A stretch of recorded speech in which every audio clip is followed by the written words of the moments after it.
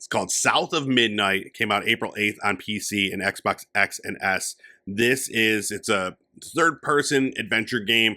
It takes place in the American Deep South. It's this gothic folklore game with, magic and crazy animals and amazing looking things. And in the story, it's a weaver, is like like kind of like you could do things with powers and that sort of thing. You have all these different powers to traverse through the world and do these fighting things. The art style of the game is the biggest draw. We've talked about it before. It's like that kind of like a stop motion looking thing. Kind of reminiscent of claymation, but I don't think that's what it is. It's very textural, though. Yes. Yeah, and it's like whatever it was it's not like like what was it, Harold Halibut, where that was actually created in like by hand. This is like simulating that like stop motion claymation style. And it's gorgeous.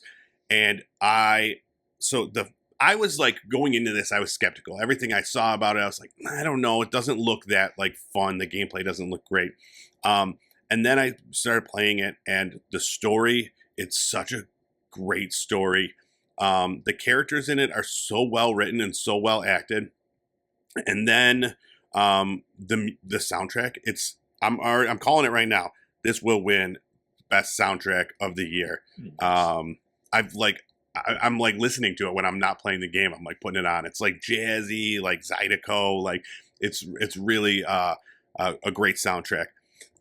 The only like negative of the game is the actual like combat within the game. Like the platforming, the traversal, it's fun, it's fine, but the combat is just really like repetitive and simple. There's only like a few different types of enemies, and it's the same thing over and over and over again.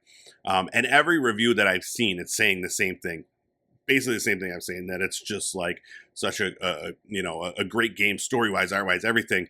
The combat's dull and repetitive. It's interesting, like if you die in combat, it gives you the choice just to skip it. And you can skip any of it. You can skip the boss fights. You could just, if you just want to do the story, you could just skip the combat sections. It's pretty crazy. I haven't seen that before. But man, like every day, like I keep thinking about like I want to play more of it. And it's so much of a throwback to like games like from 10 years ago where it's real linear. They just keep introducing new, like like, oh, you're stuck in a section. Well, here's a new power so you can traverse to that section. And they just introduce these new powers, and then you have like this full set of skills. And then you go and there's a little bit of exploration for upgrades. But overall, it's just an amazing story with like a cool character with cool abilities. And like the soundtrack is fantastic, dude. South of Midnight.